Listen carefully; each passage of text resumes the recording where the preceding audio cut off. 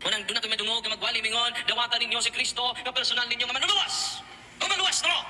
Magwali dito sa plaza. Ikaw Brad, naluwas na ba ka? Wala pa.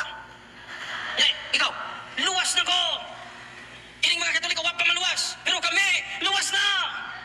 Ingon po ko, asa man ibutang sa Ginoo ang taong naluwas na? Sa langit, sa impyerno. Sa langit! Nanganong niya pa magkadali? Nag-unsa magkadali? Nabiyaan ka?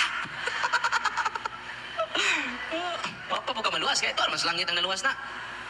Panguntahan na karon, nakadawat ba sila personally ni Kristo? Wala. Nakadawat sila ni Kristo verbally. Kinsa nakadawat ni Kristo, katong sigdawat sa sakramento sa kumpisal, katong sigdawat og sigig simba, kada adlaw, kada Domingo, sila ang nakadawat ni Kristo personally. Amen! Pahinumdum igsoon, makita nato nga maluwas ang tawo diri sa Roma chapter 10 verse 9 to 10. Ingon din maluwas ka kung ipahayag mo nga si Jesus mao ang Ginoo og sa kinasingkasing motuo ka nga gibanhaw siya sa Dios. 10. Kay mituo man kita sa kinasingkasing gayud, gimatarong kita sa Dios og naluwas kita kay gipayag man nato kini.